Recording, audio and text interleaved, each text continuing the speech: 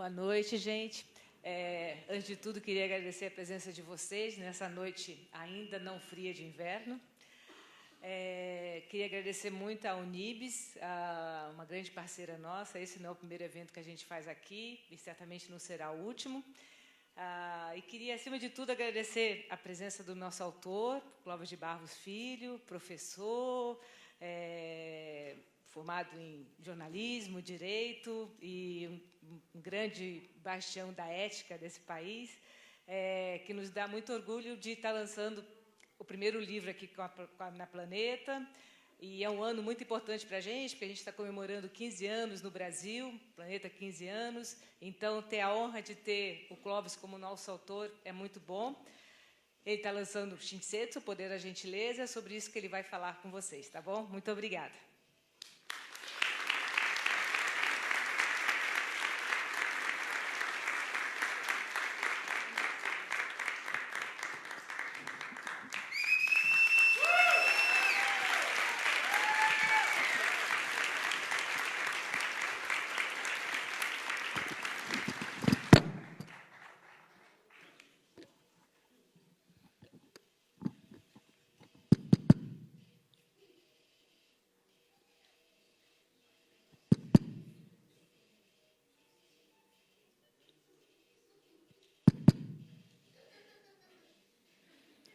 Muito bem.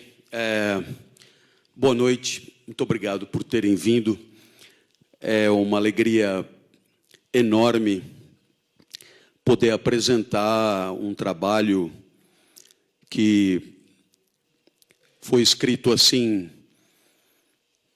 ao sabor das observações, e uma homenagem a uma cultura que eu aprendi a admirar e a respeitar,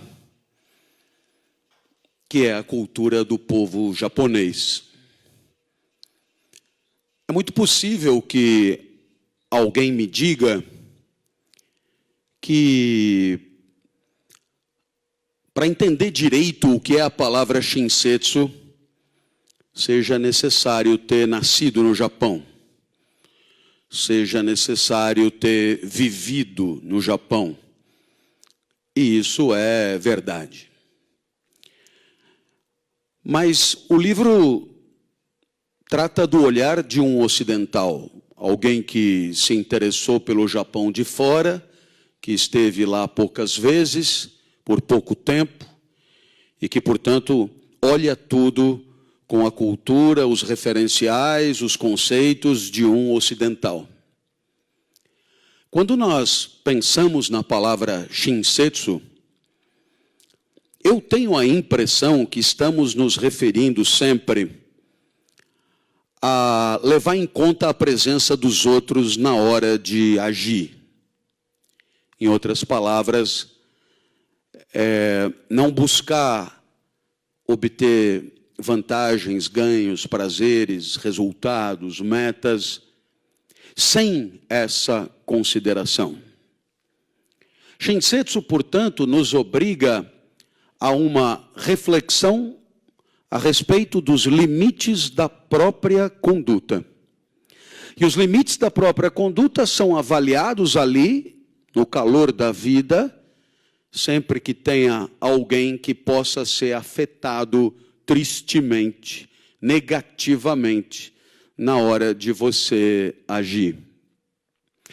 A ideia de escrever o livro, ela me ocorreu quando, indo de Tóquio para Pequim, um rapaz japonês se sentou na minha frente, depois do avião decolado, ele virou para trás e disse se eu me incomodaria dele recuar o assento da poltrona. Aquilo poderia ter sido entendido por mim como uma trivialidade, mas nos últimos 30 anos eu tenho dito que a ética é a arte da convivência. E como cheguei até a dar aula sobre isso, eu acabo prestando muito atenção na hora das pessoas conviverem, interagirem. E eu me lembrei que nos últimos anos eu pego o avião praticamente todo dia e nunca me ocorreu virar para trás e fazer essa pergunta.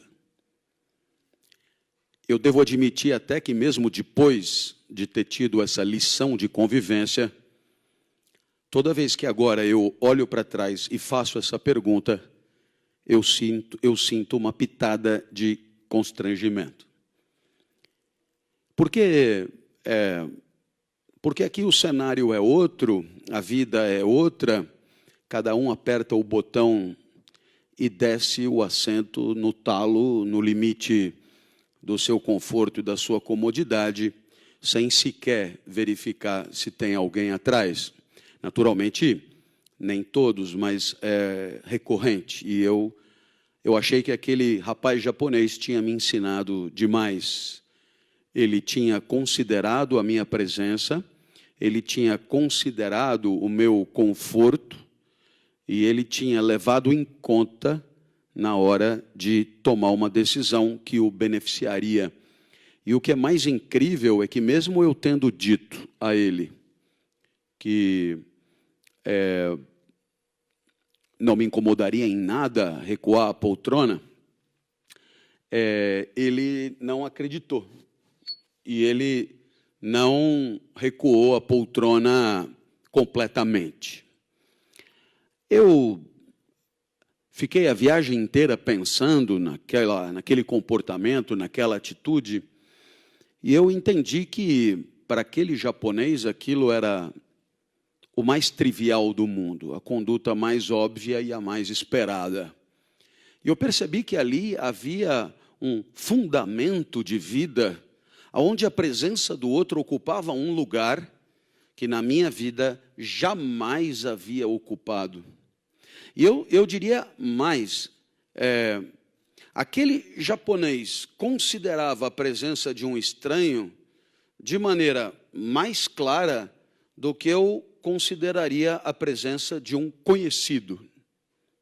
Então, aquilo tudo foi para mim de grande aprendizado, de grande esclarecimento, e para isso eu decidi verificar no mundo ocidental o que nós temos para conversar com o Shinsetsu.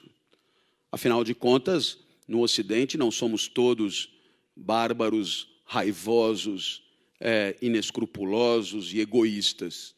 Então, o que aqui poderia dialogar com Shinsetsu? A primeira observação que eu fiz nas minhas pesquisas é que em japonês não há uma tradução imediata para moral e para ética. E eu então comecei a me interessar por quê, né? E eu entendi que na sociedade japonesa há uma expectativa de busca da vida justa na capilaridade das relações do cotidiano e menos com grandes preocupações teóricas a respeito de grandes tomadas de decisão macrosociais. Eu entendi que, para o japonês, a preocupação está mesmo naquilo que para nós seria o mais anódino, o mais comezinho, o mais insignificante e que para eles tem maior importância. E aí então eu pus no livro, eu tentei estabelecer um diálogo entre Shinsetsu e moral, que é um conceito fortíssimo do Ocidente. E para que esse diálogo fosse possível, o que foi que eu fiz? Eu personalizei essas duas entidades, esses dois conceitos. Eles viraram pessoas e que se dispuseram a conversar e a dialogar entre elas. E foi, acredito que, a maneira mais didática que eu encontrei de mostrar as semelhanças e as diferenças. Bem, a primeira semelhança, eu acho que ela já dá conta um pouco do interesse do livro, é que tanto para moral quanto para Shinsetsu,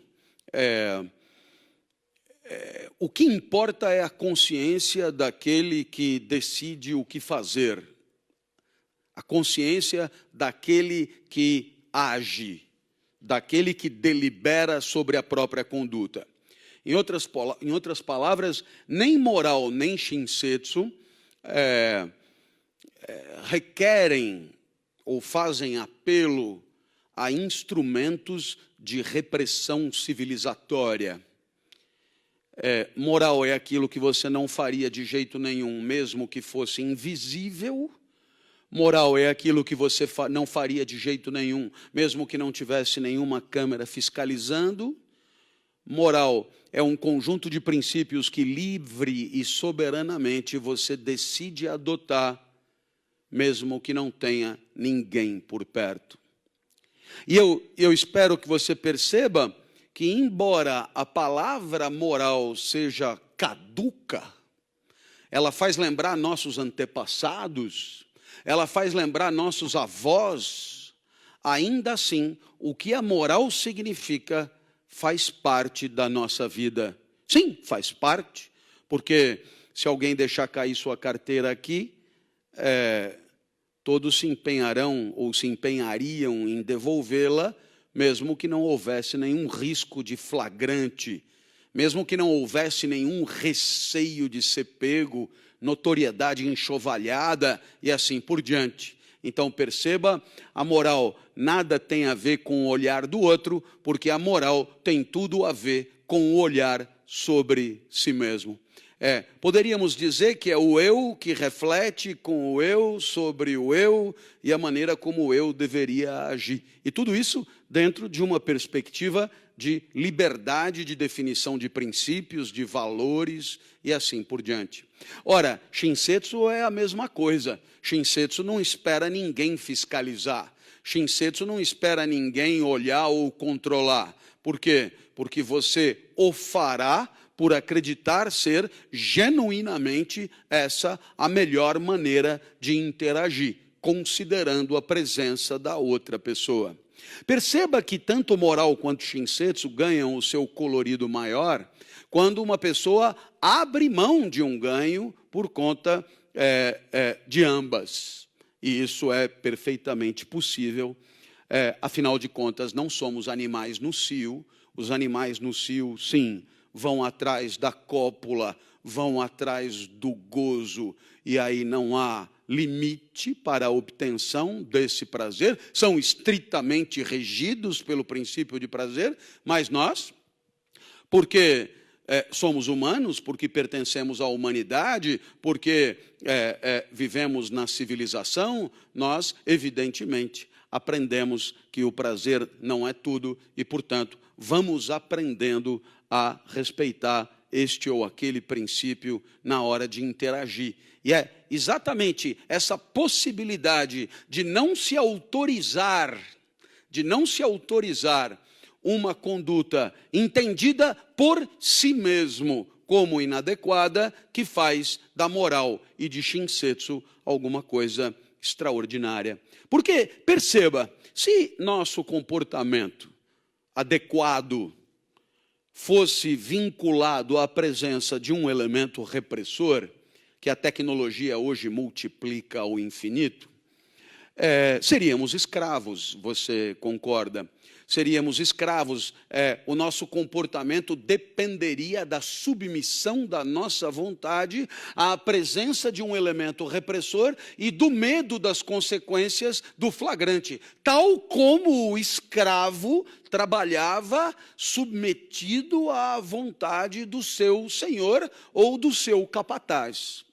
Ora, na hora que você não precisa de ninguém olhando para agir bem, há aí uma emancipação, há aí uma libertação. Curiosamente, ao não se autorizar a obtenção do máximo prazer e do máximo ganho em nome do respeito a este ou daquele princípio, evidentemente, você entendeu, você finalmente pode se considerar livre. Portanto, diferentemente do que o senso comum costuma sugerir, a moral não é uma forma de reprimir o homem, pelo contrário, é a única maneira de efetivamente emancipá-lo, porque se trata de uma vitória sobre apetites indevidos, apetites comprometedores e apetites que aviltariam a nossa dignidade e nossos compromissos de relacionamento. Então, sei lá, costumo dar meus exemplos, e se você veio até aqui é porque já pelo que já ouviu, então eu não tenho nenhum problema de os repetir. imagina que você tenha assumido um compromisso de exclusividade de práticas íntimas com o seu cônjuge, namorado, etc. É uma prática que ainda vigora em alguns casais. Muito bem.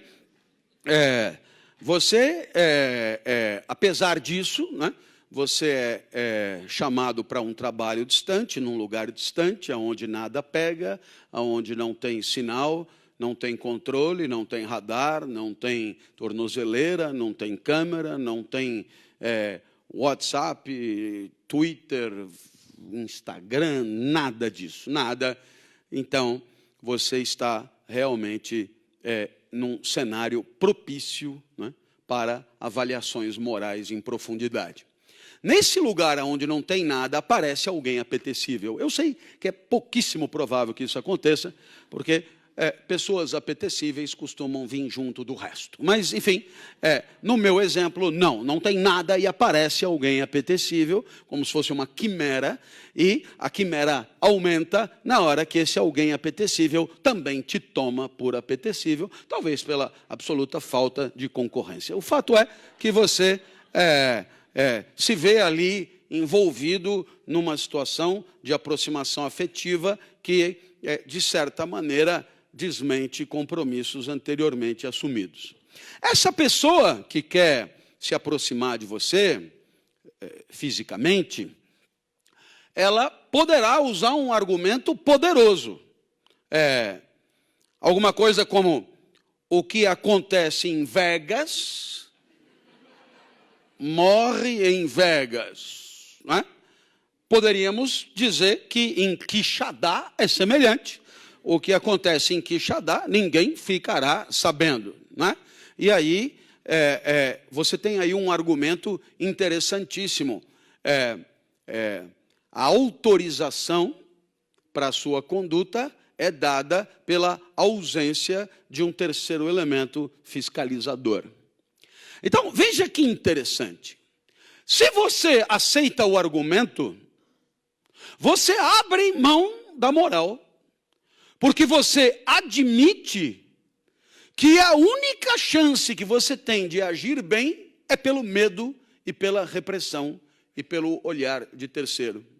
Ou seja, você aceita a sua escravidão.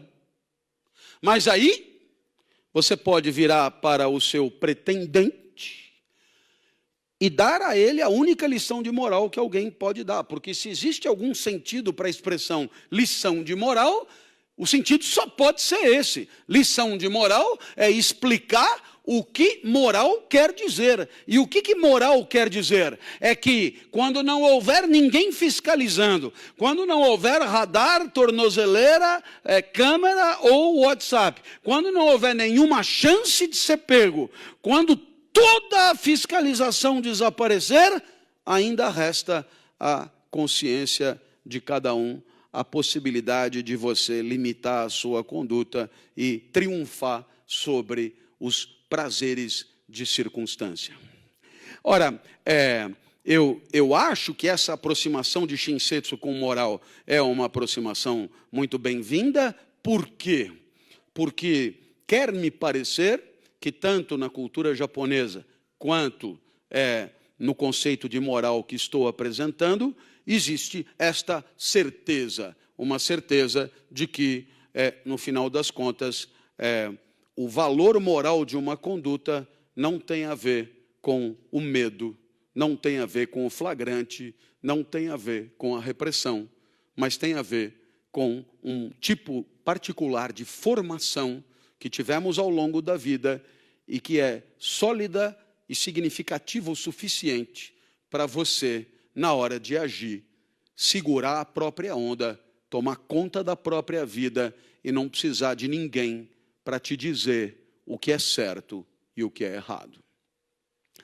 O que é bacana dessa história é porque nós poderíamos estendê-la muito longe, porque isso aqui tem consequências. Na hora que você vincula o bom comportamento à presença de um elemento repressor,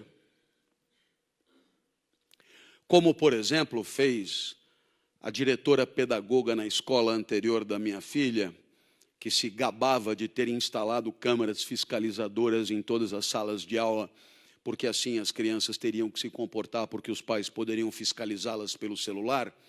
A diretora pedagoga, então, ela abriu mão da responsabilidade da formação moral na escola em nome da multiplicação de artefatos técnicos que agudamente reprimem, vinculando, assim, o bom comportamento a esse tipo de estratégia. Ora, na hora que você admite que o bom comportamento é vinculado à repressão, ao medo e à presença de terceiro, na hora que você encontra uma sociedade desorganizada, qual é o seu único cacuete? Falta repressão. Falta repressão. Mas, nossa, nós já temos radar a cada 500 metros, a cada 100 metros. Nossa, nós já temos regra para tudo, mais regra. Nossa, nós já temos canhões nas ruas, mais canhões. Nossa, nós já temos mais, então, é claro, estaremos de joelhos ante aqueles que se apresentarem como os garantidores do bom comportamento através da repressão, porque tanto você quanto eles estão convencidos de que a consciência moral terá desaparecido. Você não basta, você não é suficiente e não está preparado para tomar conta da sua própria vida. Só nos resta uma ordem estabelecida de maneira vertical. Essa é uma consequência imediata. A erosão do paradigma da moralidade se traduzirá necessariamente na crença de que só um princípio forte de autoridade será garantidor de boa convivência e de honesta convivência entre as pessoas. Falei da erosão do paradigma da moralidade, aproveito para citar alguns exemplos que me são muito caros e que me permitem discorrer muito a respeito, mas eu me lembro que eu comprava pão e leite para minha avó, e nunca levei dinheiro, né? Você imagina que eu passei a minha infância na frente da Assembleia Legislativa do Estado de São Paulo, na rua Manuel da Nóbrega, e a minha avó me mandava comprar pão e leite, e a padaria ficava na Brigadeiro Luiz Antônio, esquina com a Lorena, o que me fazia andar umas 6 quadras para cima e 6 quadras para baixo. Nunca levei dinheiro até o dia que apareceu a placa "Não aceitamos fiado". Aí eu não pude trazer o pão e o leite, perguntei para minha avó do que se tratava, e ela me disse: "Não aceitamos fiado significa passamos a desconfiar de você". E eu, perplexo, disse: "Mas por quê? A senhora não pagou o pão e o leite?" Ela falou: "Eu sim, mas alguém não terá pago, e por isso pagaremos todos o pato de alguém que não pagou". Nossa, aquilo eu nunca mais esqueci, porque, de certa maneira, lendo depois sobre a erosão do paradigma da moralidade, eu encontrei infinitos exemplos que são muito parecidos com esse e que mostram que a desconfiança se instala numa sociedade e se converte em protocolo, em procedimento. Não adianta você ficar bravo com quem se relaciona com você. Estamos todos quase que condenados a desconfiar de todos. Assim, aquilo que dizemos, as garantias que damos, os pactos que firmamos, estão absolutamente desvalorizados. Por quê? Porque a desconfiança tornou-se a regra. Assim, vocês acompanharão o meu raciocínio? Praticamente hoje não há como entrar em escolas privadas sem passar por uma catraca, o que nos obriga a ir a uma recepção, que é uma controladoria, o que nos obriga a ter cadastro, o que nos obriga a ter um crachá com chip, o que nos obriga a ser observados por pessoas grandes, corpulentas, quase sempre vestidas com terno escuro, e que procuram passar desapercebidas, apesar do seu tamanho, mas que vigiam o fluxo normal e o trânsito normal das pessoas ali dentro. Pois muito bem, podem acreditar, não era assim antes. Da mesma maneira, eu diariamente dou palestra nas empresas, o ritual é o mesmo, né? E E na hora que você tem que mostrar o seu documento, apresentar o seu RG, mesmo depois de ter dado as informações a seu respeito, e ainda assim ter que se submeter a um elevador que só te deixa no andar que você está autorizado a frequentar, e tudo isso para ir dar palestra de ética, tudo isso é enlouquecedor, porque mesmo o palestrante de ética está sob suspeita. Por quê? Porque é um protocolo, é um procedimento. A moça da recepção não tem nada a ver com isso, ela está fazendo o seu trabalho. Então, eu espero que você entenda que tanto moral quanto Shinsetsu pressupõe condições de vida em sociedade onde tenhamos a liberdade para respeitar princípios de convivência no interior da nossa autonomia deliberativa e não pelo receio de algum tipo de flagrante, alguma punição que lhe seja superveniente. Ok? Então, curiosamente, é possível que alguém venha falar de formação moral dentro de um espírito de imposição de regras de fora para dentro e, naturalmente, aí você tem uma espécie de blasfêmia do seu sentido mais genuíno, do sentido do que moral quer dizer. Então, acho que, nesse ponto, nós temos aqui um elemento em comum fundamental. Moral em Shinsetsu, no final das contas, tem a ver com não ir atrás do próprio prazer, desconsiderando princípios e desconsiderando a presença do outro para definir os limites da própria ação. Sabemos todos que isso faz parte da nossa vida, para alguns mais, para outros menos. Quando uma sociedade aplaude uma pessoa em função do que ela conseguiu, ignorando o caminho que ela percorreu para conseguir, podemos dizer que é uma sociedade que implicitamente desmoraliza a vida. Por quê? Porque aceita que o valor da vida e o valor de uma pessoa está nos resultados obtidos, independentemente dos recursos que tenha adotado para consegui-los. E então é evidente, é claro, podemos ver com clareza o quanto até mesmo as instituições escolares fazem do sucesso profissional uma espécie de alfa e ômega do sucesso da vida e em momento algum discutem as condições legítimas para alcançá-lo. E evidentemente essa escola, essa instituição contribui para a construção de um universo social pragmático, onde o respeito a princípios cai de joelhos diante do sucesso, do triunfo, dos resultados, do enriquecimento a qualquer preço, da glória, do reconhecimento e assim por diante. Pois muito bem, quando é que as pessoas são criticadas? Quando fracassam, quando o sucesso falta e não em função do procedimento que tiveram. Assim, hoje, o mundo inteiro detona o nosso melhor jogador de futebol. Mas é porque ele não ganhou a Copa do Mundo. Se tivesse ganho a Copa do Mundo, o seu estratagema de exagerar na simulação das faltas poderia talvez ser aplaudido e entendido como alguma coisa inerente ao futebol, própria da cultura malandra e cabocla que nos faz e sempre nos fez superiores em Copas do Mundo. Como não houve o resultado, então aí é possível criticar. A crítica advém do fracasso. A crítica não advém do respeito a princípios de ação. Pois muito bem, chegamos então à ideia de que Shinsetsu e moral podem caminhar de braços dados, mas aqui vai uma diferença, pelo menos para que haja uma diferença entre ambas, né? O livro tem mais. Né?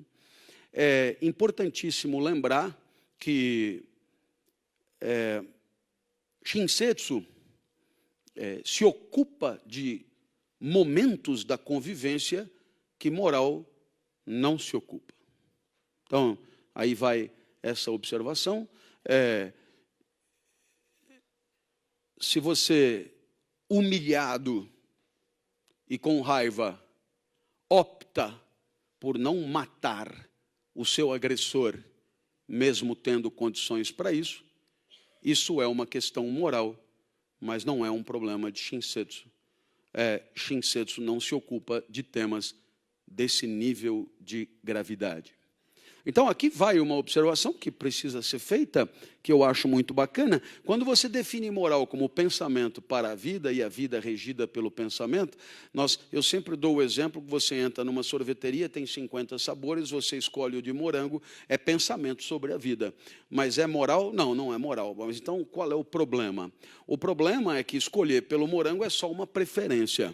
É só uma preferência, isto é, quando você opta pelo sabor morango, você não parte da premissa que o sabor morango seja superior a qualquer outro sabor, ou você não parte da premissa de que outros no seu lugar devessem também escolher o sabor morango. É só uma preferência, e se alguém do seu lado optar por chocolate, está tudo certo também.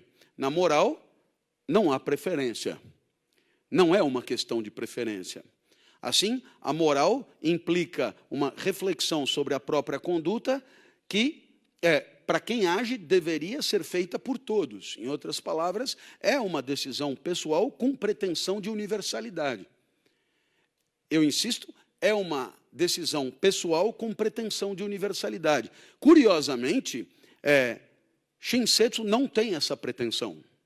Assim, quando o time japonês é derrotado pela Bélgica, numa derrota dura, sofrida, e eles se encaminham ao vestiário, e depois de usar o vestiário, eles deixam o vestiário limpo como se fosse uma enfermaria, e ainda deixam presentes para os russos e uma carta agradecendo a hospitalidade.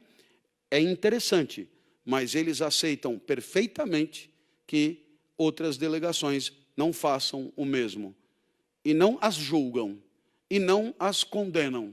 Apenas acham que é o jeito deles de fazer as coisas.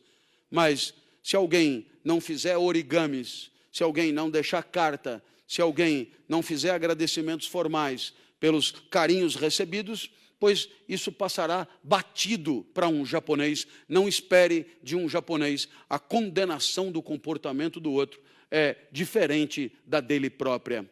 Ora, curiosamente, essa pretensão de universalidade que a moral tem, Shinsetsu não tem. Assim, aquele que não mata está convencido de que não matar é o que deveria ter feito qualquer um na sua situação.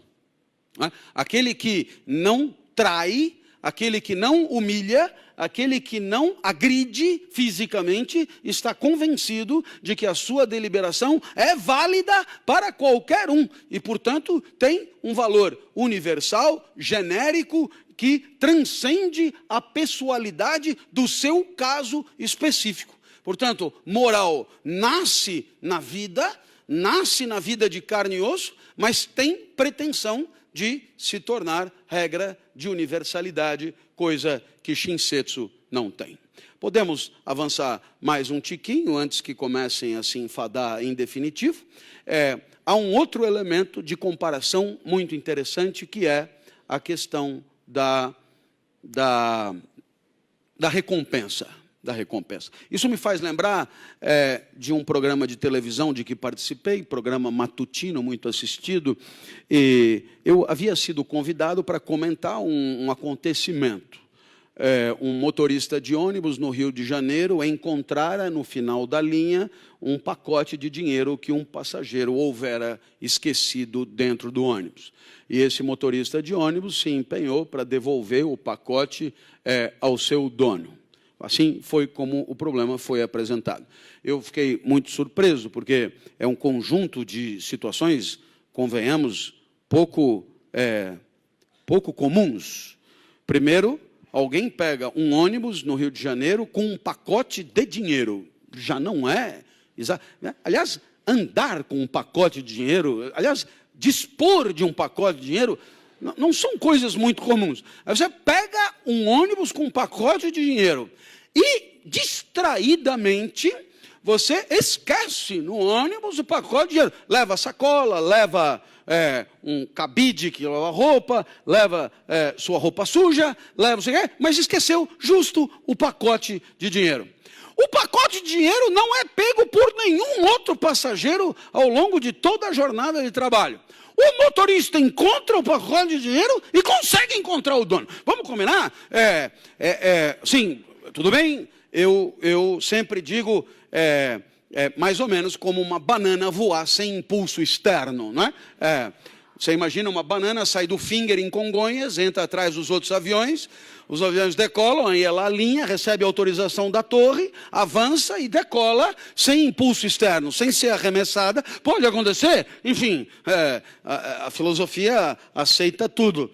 Afinal, já vimos tanta coisa estranha. Mas também aconteceu isso do pacote de dinheiro. Ótimo, achei incrível. Aí a apresentadora olhou para mim e disse, professor. Aí eu olhei receoso, já antecipando o mal-estar, né? Uma pessoa que faz isso vai ter sorte na vida, não vai? Tudo de bom vai lhe acontecer, não é?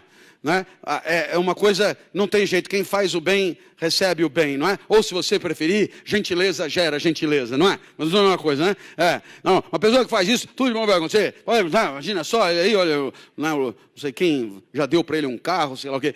Isso aí é tudo uma orquestração, não é verdade, professor? Então ali é incrível que tinha uma plateia olhando, todos em silêncio, tinha pauta, tinha o Brasil na expectativa, tinha e havia uma palavra de esperança a dar. Professor, diga, quem faz o bem se dá bem. Então, aí eu olhei e falei, não. Mas foi um desabafo, uma coisa assim. Não. Nossa, eu percebi que a apresentadora, que é simpaticíssima, agradabilíssima, ela murchou, essa despotencialização imediata, ela amareleceu, a pauta se destruiu. Quem trouxe esse cara aqui?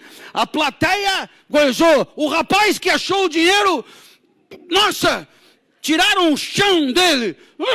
Como que não? Não. Imagina, vamos imaginar que você esteja regando o vaso na sua varanda. E você mora no 7º andar. Você está regando o vaso está periclitantemente, assim, a centímetros de cair, mas você acha que não, o vaso não cai. E você rega o vaso, e aí o vaso cai do 7º andar. 6º, 5º, 4º, 3º.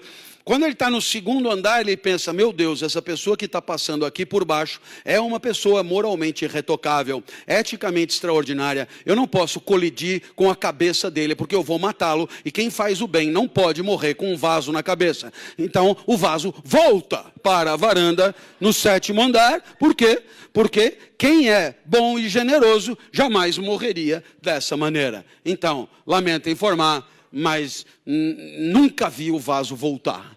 Nunca vi. É possível também que volte, mas quero crer que não. A literatura está absolutamente prenha de exemplos de pessoas do bem, pessoas ótimas, pessoas incríveis. E quanto mais legal a pessoa, mais traída ela é, mais humilhada ela é, mais... Nossa, né? Se você quiser, assim, de clássicos da literatura, a gente já cita 10 assim, de que as pessoas não conseguem se dar conta do quanto elas podem se sentir bem quando elas agem de maneira gentil no mais estrito cotidiano, né? Eu costumo, de vez em quando, fazer gentilezas, e o livro conta algumas, e é muito legal quando você percebe que, graças à tua iniciativa, pessoas tiveram um momento de vida menos penoso, um momento de vida mais agradável. E, é claro, você percebe que esse mesmo fundamento é o fundamento que faz do professor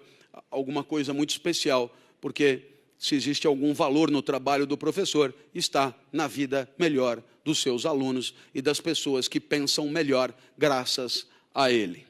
Pois muito bem, a moral foi para o saco, digamos assim, a erosão do paradigma da moralidade. Isso nos autoriza a pensar numa segunda comparação, que é com ética.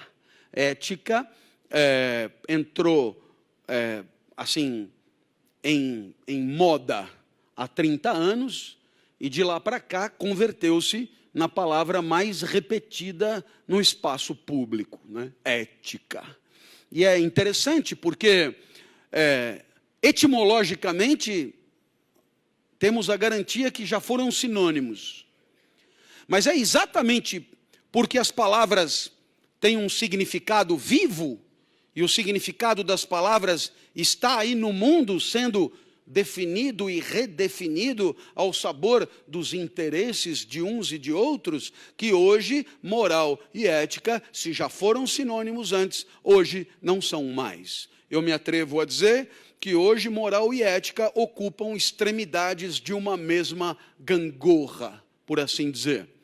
Em outras palavras, se cada um de nós, numa sociedade hipotética, na moral, segurássemos a nossa onda, respeitando escrupulosamente os direitos dos demais, ninguém falaria em ética, porque a moral daria conta da vida e da convivência. Mas é exatamente porque a moral não dá conta, e talvez num nível extremo, que a ética tornou-se a última esperança, a última expectativa. E o que é a ética? Um entendimento comum de um mínimo de convivialidade. A ética é a inteligência compartilhada a serviço do aperfeiçoamento da convivência. Quer dizer, já que a moral da consciência íntima de cada um não segura a onda, a ética, quem sabe, possa definir um mínimo necessário para que possamos ter uma convivência mais suportável, mais justa e, quem sabe, patrocinadora de cotas equivalentes de felicidade para todos. Ora, é interessante observar, não é? Como, não havendo uma tradução para o japonês fiel e imediata da palavra ética, aprendemos demais sobre o jeito japonês de pensar. Em outras palavras, a partir do momento que garantimos a todos, na escola, na tenra infância, uma formação moral que julgamos adequada, a fiscalização social sobre o comportamento de uns e de outros, ela se torna progressivamente rarefeita, quiçá desnecessária. Inversamente, na hora que perdemos a oportunidade de uma formação moral sólida, que permita a cada um o discernimento sobre a boa conduta, sem o olhar externo, aí então é preciso segurar o bicho de outro jeito. A ética se torna infinitamente mais decisiva e mais importante. Outro dia eu fui à piscina, a convite dos meus filhos, e eu particularmente detesto ir à piscina e também detesto gastar uma caloria que seja inutilmente. Então, eu entrei na piscina e permaneci imóvel, até para evitar riscos de afogamento. Tem aquele degrauzinho nas pontas e ali fiquei. Depois dos 50 anos, você sabe que a próstata aumenta, para nós que ainda dispomos dela, e invade a bexiga, justamente. Então, a melhor coisa é olhar logo onde tem um WC. E naquela piscina havia WC aqui, à minha esquerda, e à minha direita um bar. Gozado, a fila do bar era enorme, também fazia um calor, né? Então, era cerveja, era água, era suco, era não sei o quê, era bebidas em geral, e a fila só aumentava. No WC, não tinha visto ninguém entrar. Num determinado momento, não aguentei mais, saí da piscina e dei 3 passos para o WC, estava trancado. Pô, trancar o WC é uma conduta curiosíssima num lugar abarrotado de gente. Aí eu fui até o bar e pedi explicações. E recebi uma chave, está aqui, sem entender a minha indignação. Fui lá, abri, usei, fechei e devolvi. Eu tinha certeza que o WC estava trancado, porque eu havia trancado. Então, aquilo me inquietou. Porque as pessoas bebiam, e ninguém frequentava o WC que estava ali a 3 passos. E eu falei, mas meu Deus, essas pessoas têm uma capacidade de retenção urinária de animais desérticos, de dromedários, são tanques de 70, 80 litros, uma coisa impressionante, né? E eu já estava a ponto de precisar ir outra vez, quando reparei um indivíduo diferenciado, um indivíduo desses de cabeleira lanzuda, gel no cabelo, passagem pela Europa, acredita falar vários idiomas, indivíduo com Toyota Corolla prata e posição de destaque no mundo corporativo, colocou um cotovelo no parapeito da piscina, o outro cotovelo no outro, eu percebi que havia ali qualquer coisa, a esposa dentro da piscina, os filhos dentro da piscina, um até pequeno aprendia a nadar, engolia água, e ele ajeitou, a técnica é espetacular, esse pessoal realmente é cheio de expertise. Ele acoplou a genitália naquele foco que espalha o amarelumbre, sabe? Que sai a água. Eu percebi a astúcia. E ele, além de ter, claro, a graça do atrito, ainda aliviou-se, sorrindo, né? E voltou. Aí eu comecei a perceber que, no final das contas, não havia necessidade de manter o WC aberto. Aliás, não havia necessidade nem mesmo da existência de um WC, porque a piscina era um grande vaso sanitário, onde as pessoas se aliviavam sem precisar andar 3 metros. Olha, na hora que você para não andar 3 passos, você condena quem está à sua volta a interagir com seus excrementos, praticamente nus, e você não faz distinção, nesse ponto, aplausos, né? Se tiver que nadar no meu xixi, é a mulher, os filhos, todo mundo junto, não tem proteção, né? Então, não há dúvida que você tem aí um exemplo de canalice que não está na primeira página dos jornais. A piscina é o país. O WC é a ética trancada à chave pelo professor. No bar, os corruptores, e dentro da piscina, 2 tipos de gente: canalhas, assumidos, e covardes diante da canalice. Assim, eu espero que você tenha percebido que por onde você andar e houver convivência, haverá a possibilidade de limitar o seu conforto em nome da presença do outro. E esse outro poderá ter para você identidade, cara e nome ou não. A ética é o respeito ao outro genérico e identificado. Assim, se você sempre morou sozinho e alguém vem morar com você, a partir do momento que alguém veio morar com você, deverá haver entendimento sobre a convivência. E é possível que haja diálogo sobre a convivência. É possível que haja discussão sobre a convivência. É possível que tenhamos que identificar o que há de mais precioso e que podemos chamar de valores de convivência. Se forem 2 doutorandos em física, o silêncio. Se forem 2 roqueiros, o barulho. E se for um doutorando de física e um roqueiro, bem-vindo à cidade, bem-vindo à polis, bem-vindo a espaços de convivência, onde pretensões e desejos contraditórios fundamentam valores complexos, contraditórios, que se excluem, que se aniquilam, que se enfrentam. E, naturalmente, a ética pressupõe uma competência, uma capacidade inicial de refletir não só sobre o que é melhor para você, capacidade essa desenvolvida em todas as instituições, mas uma capacidade de refletir sobre o que é melhor para mais gente. E isso já é mais raro. E, finalmente, se houver incompatibilidade entre a solução melhor para todos e a solução melhor para si, a capacidade de abrir mão do que é melhor para si em proveito do que é melhor para todos. E aí, então, a raridade aumenta. a raridade aumenta. A ética não é um mero diagnóstico de possibilidades de convivência.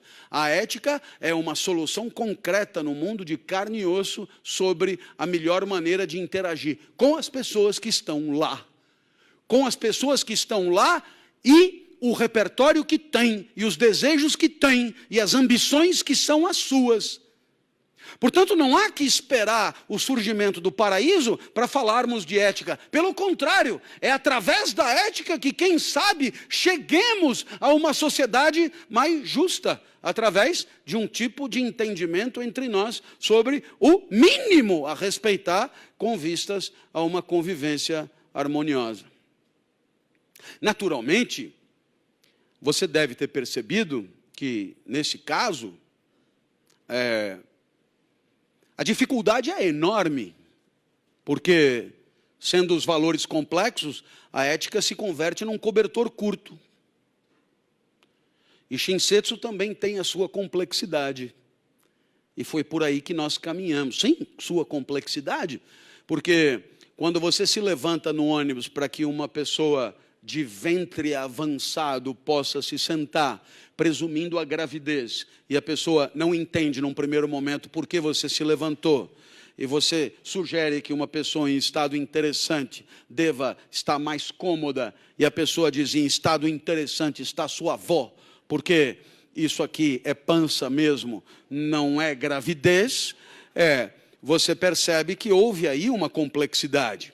Ela é graciosa nesse caso, poderá ser menos graciosa em outro caso, poderá ser infamante num terceiro caso, mas a verdade é que a disposição para o agir gentil só se realizará completamente na hora que o receptor interpretar por gentil aquela disposição inicial, o que não é nada evidente. E você se levanta para que um pretenso idoso se sente, e o idoso, se sentindo diminuído e desqualificado, diz: eu não preciso me sentar, posso ficar de pé. E aí você percebe que a complexidade estará a todo momento que você se dispuser a ceder o seu lugar para que alguém possa passar. Porque pode haver uma presunção de fragilidade que para muitos é agressiva, é infamante, é desonrosa e, portanto, a evitar da sua parte. Assim, na ética, estamos cansados de encontrar a complexidade do cobertor curto, que faz com que a palavra dilema esteja associada à palavra ética, tanto quanto consciência está associado à palavra moral. Por que dilema? Porque, é claro, tudo que você vai fazer poderá ser interpretado para o bem ou para o mal, dependendo de como você olha, a partir de que lugar, com que interesses e com que expectativas. Então, naturalmente, estamos diante de um imenso problema, e eu me reservo aqui ainda com a oportunidade de contar um episódio. Eu pedi aos meus alunos para que levantassem a mão e dissessem o que de mais valioso eles encontravam na convivência na sala de aula, dentro do espírito do ensino-aprendizagem. E um aluno disse, um aluno sentado na primeira fileira, ele disse: os que chegam atrasados atrapalham muito. Estamos aqui na expectativa de aprender com o senhor e o retardatário incomoda demais. O princípio da pontualidade é um princípio fundamental. Portanto, se a aula começa às 19h30, tranque a porta, não permita a entrada de retardatários. Eu espero que você tenha percebido, tal como em Shinsetsu, nós temos 3 níveis. Nós temos o nível do valor, que é a excelência do ensino-aprendizagem, nós temos o nível do princípio, que é o princípio da pontualidade, e nós temos o nível da norma, que é ninguém entra depois das 19h30. Bom, vamos combinar, a argumentação está posta, quem chega atrasado atrapalha mesmo, e começar no horário é respeitador. Não há nada de absurdo, vamos em frente. O menino do lado levanta a mão e diz: queria primeiro concordar com o colega, ele tem toda a razão. Se todo mundo chegasse às 19h30, viveríamos no melhor dos mundos. Mas Eu queria só dizer para o senhor que eu faço parte de um grupo aqui que vem da periferia sul da cidade, bairros de Grajaú e Parelheiros. A gente não teve a sorte de nascer por aqui, a gente não teve a sorte de ganhar um carro aos 18 anos, a gente não teve a sorte de não precisar trabalhar para estudar, a gente trabalha lá perto de casa, a gente é dependente do transporte público e não chegaremos às 19h30 nunca. Se o senhor trancar a porta, vai nos excluir. Faça isso, professor. Exclua o trabalhador. Afinal de contas, é o que a universidade pública vem fazendo desde a sua fundação. Exclua o trabalhador. Faça da universidade pública mais um pretexto para a reprodução das desigualdades sociais. Faça isso. Ninguém vai reparar, professor. E aí, então, olha só. E aí o menino foi argumentando, deixem-nos de fora. E disse, percebe que o menino tem um outro valor, democratização do ensino é o valor, o princípio da inclusão e a regra é deixar que trabalhadores possam entrar atrasados, porque são dependentes de condições de deslocamento que não são de sua responsabilidade. Não se trata de dissídia, vagabundagem, preguiça, nada disso. É simplesmente porque não tem como ser diferente. Viva então a inclusão. Eu acho que você percebeu, o rapaz da pontualidade parecia ter razão, o rapaz da inclusão parece ter razão, e aí você tem o cobertor curto, porque a ética não é o diagnóstico das possibilidades. A ética é a tomada de decisão, é a busca da convivência mais justa. Portanto, é trancar ou não trancar a porta, e é preciso chegar nesse nível de concretitude da vida, porque a ética não é uma elucubração intelectual, é um saber prático, e por isso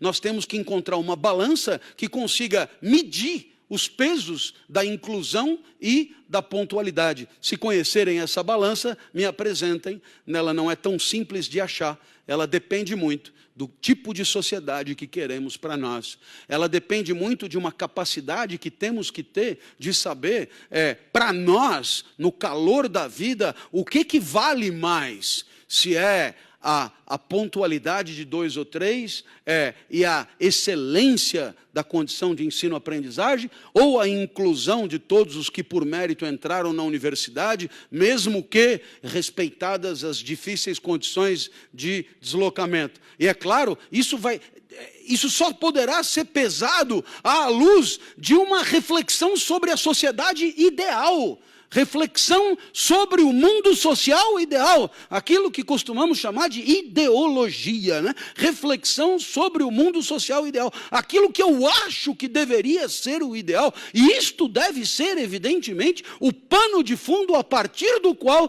nós temos condições de discutir, no meio desse cipoal de valores complexos, o que deve ou não prevalecer na hora de conviver e de interagir. Nossa! E você dirá, professor, tudo isso para que tenhamos cotas equivalentes de felicidade? Exatamente. E Shinsetsu também. E Shinsetsu também. E é muito legal, porque, no final das contas, quando você vê os jogadores do Japão limpando o vestiário e a torcida limpando a arquibancada, nenhum dos dois sabe exatamente o motivo do interesse jornalístico. Nenhum dos dois entende muito bem o porquê aquilo é entendido por tão bizarro. Nenhum dos dois talvez tenha a competência teórica que tem um ocidental de dizer todas essas coisas que eu disse, inspirado nos grandes pensadores.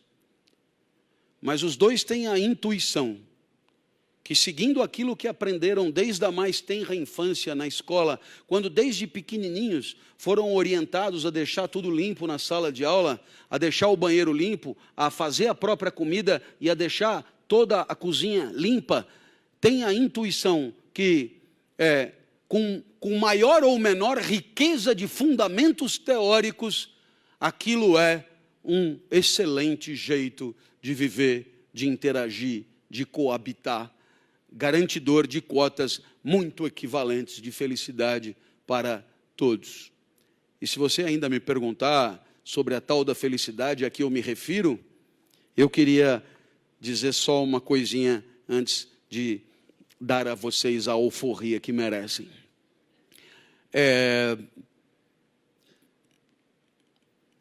Talvez já tenham se dado conta que 99% da vida é vivida com alguém por perto.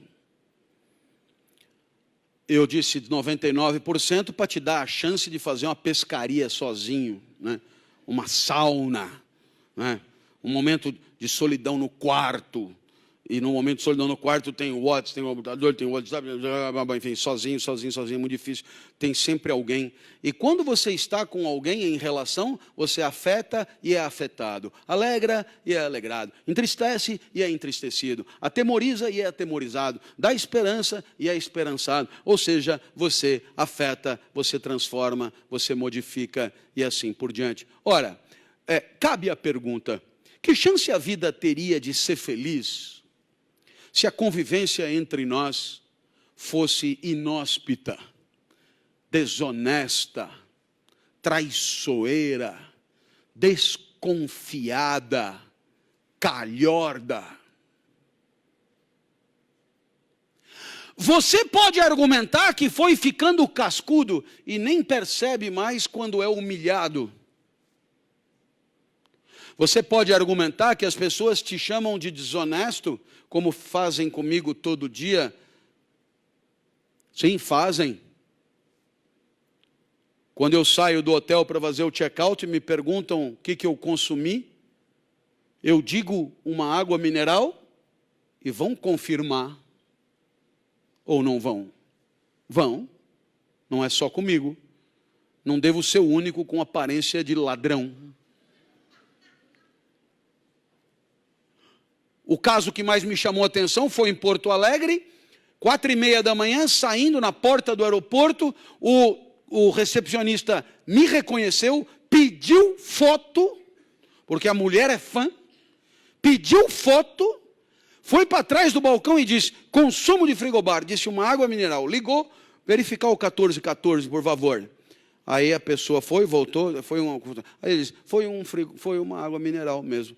Ele disse, aí você olha e você diz, não, velho. Eu não posso admitir que o camarada tenha me perguntado o que eu consumi e depois de eu ter dito, ele tenha verificado.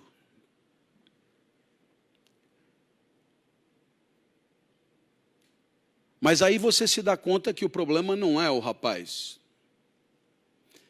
Que o problema é a sociedade que nós decidimos viver. É a sociedade que nós construímos para nós, da qual somos todos corresponsáveis. Então você escolhe. E nós fizemos aparentemente uma escolha. É a escolha do valor zero da palavra dada. É a escolha da desconfiança a 100%. Essa é a escolha que fizemos, através das nossas ações, através dos nossos comportamentos, através das mensagens que nós passamos a todos sobre a nossa índole, o nosso caráter e a nossa maneira de agir. Então eu acho que você deve ter entendido que numa sociedade desse jeito, aonde você é tratado por ladrão a cada interação, evidentemente as chances de felicidade diminuem, sobretudo se houver lucidez. E é por isso que eu acredito firmemente que a luta por uma sociedade mais justa é a luta pela condição de felicidade para todos. Mas aí é para todos, né? Evidentemente. E se você me perguntar ainda o que eu acho que é felicidade, lá com o professor Karnal em Felicidade ou Morte, eu disse o que penso. Felicidade, se é um atributo da vida, só pode estar aonde a vida está. E, portanto, aqui dentro. Então, nesse momento, você dirá, sim, mas o que a vida aqui dentro tem que ter para que possamos considerá-la feliz? E eu direi, uma estranha sensação de que deveria continuar mais um pouco. Felicidade é um momento da vida que de tão bom, mas tão bom, mas tão bom, mas tão bom, não devia acabar agora. Acontece com doce de leite de Viçosa. Eu vou comendo, quando a colher não dá conta, eu vou passando o dedo, até que alguém diz, não tem mais doce. E aí você percebe que felicidade é querer que haja doce onde doce já não há mais. Felicidade é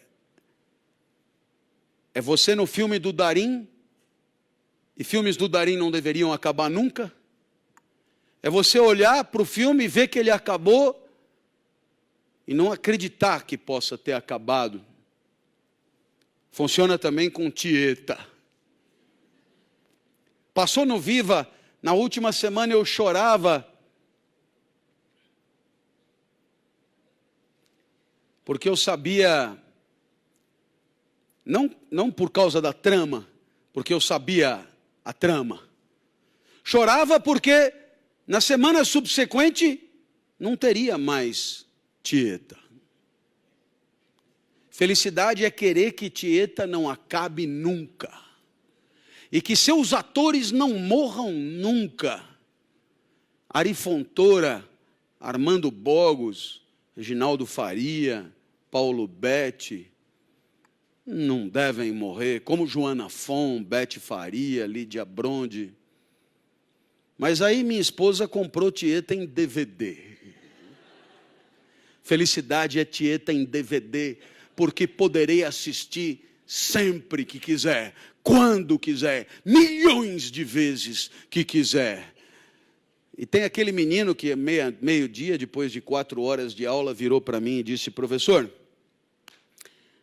o senhor vai repetir essa aula à noite? Vou. Se incomoda se eu vier de novo? Não, pode vir. Professor, o que foi? Se incomoda se eu trouxer minha mãe? Falei, por quê? Ah, professor, quando eu vejo uma coisa boa assim, eu gosto de compartilhar. Por que a mãe? Ah, professor, a mãe é porque minha mãe é a pessoa que eu mais amo desde que eu nasci. Toda vez que eu vejo uma coisa boa, eu queria que ela visse também. Aí eu já falei do senhor e agora eu pensei que o senhor pudesse repetir, então é uma oportunidade dela ver. Que aí eu fico contando, mas nunca é a mesma coisa, né? Aliás, incrível. O senhor fala 4 horas em 15 minutos, eu acho que resumi tudo e eu queria que ela visse tudo mesmo. E aí eu olhei para aquele menino e eu entendi que eu tinha aprendido bastante. Talvez eu tenha aprendido mais do que ensinado. Porque com aquele menino eu entendi que felicidade é um momento tão bom, mas tão bom, mas tão bom, mas tão bom, que queremos de fato compartilhar com aqueles que mais amamos. Não é uma alegria a ser vivida na solidão, mas é uma alegria a ser compartilhada, convivida, coabitada. É no compartilhamento da alegria que talvez encontremos as condições da vida ideal. Talvez seja mesmo no desejo de que aqueles que amamos possam sentir as alegrias que sentimos, que experimentamos os melhores momentos da nossa vida. Talvez seja essa grande vontade de mostrar para o outro aquilo que de bom você acabou de viver, que seja a chave de uma vida feliz e que mantém viva a esperança de que possamos até o final continuar querendo mostrar para as pessoas que mais amamos as coisas que julgamos mais incríveis, mais lindas, mais importantes, mais divertidas, mais engraçadas, mais alegradoras.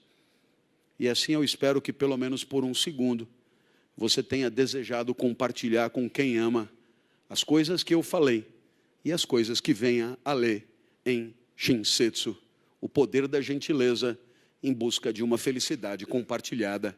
Muito obrigado e até a próxima, se Deus quiser. Valeu.